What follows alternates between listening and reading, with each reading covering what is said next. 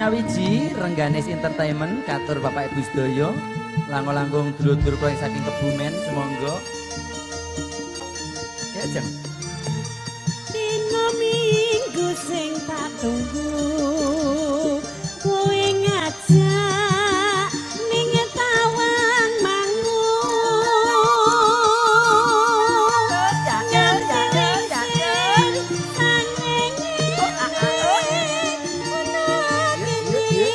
Aku nunggu kowe. SMS rambalesi yen tak telepon malah mbok pateni mangkel aku mangkel yen kepethuk irungmu mesti tak jiwel jiwel jiwel jiwel jiwel jiwel janjine tandane alesane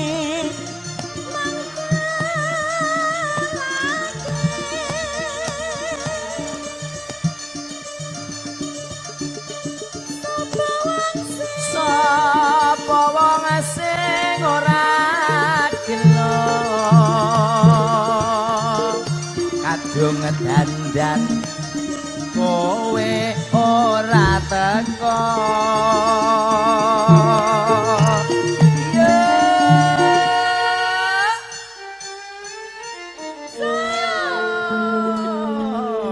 kayang yo cuwe ora payo nok Mas dadi aku selak kesusu melu kisruh biasa wae ya sing marai sapa ta iya kuwi mburi ki dong rasane kowe piye lho rak tenan to luput ya tenan. Oh kudu luput, kudu nganggo luput. Giga lah. Berarti ki skor sak giga. Gara-gara wong giga wae aman kok, sak giga luput. Iya. Gitu. Ayo Mas. Janjane kowe neng endi? Gelagat mundur sajak nyubriyane.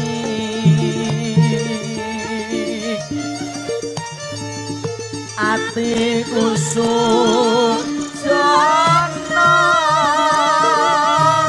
kowe kencan karo penyanyi liya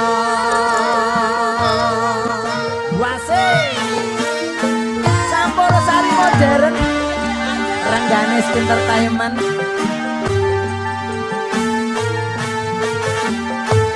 Untuk semua tamu undangan, mewakili keluarga, terima kasih tak terhingga atas doa dan restunya buat Mbak Arinta, Mas Toyib siang hari ini.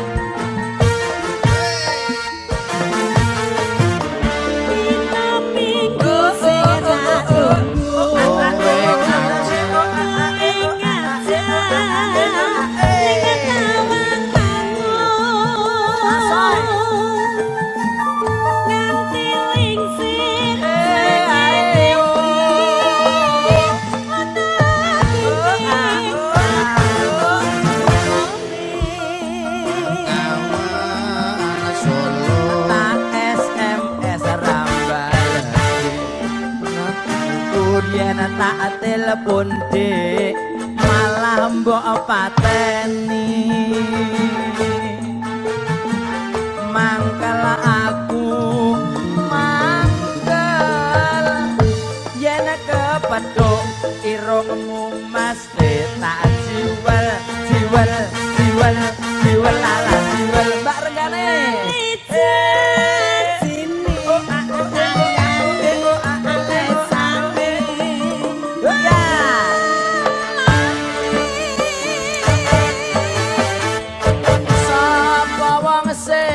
ora gelo kadung dandan kowe ora teko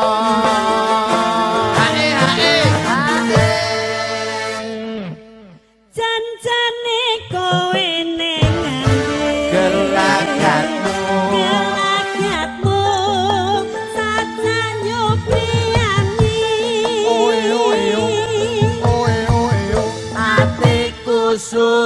ojo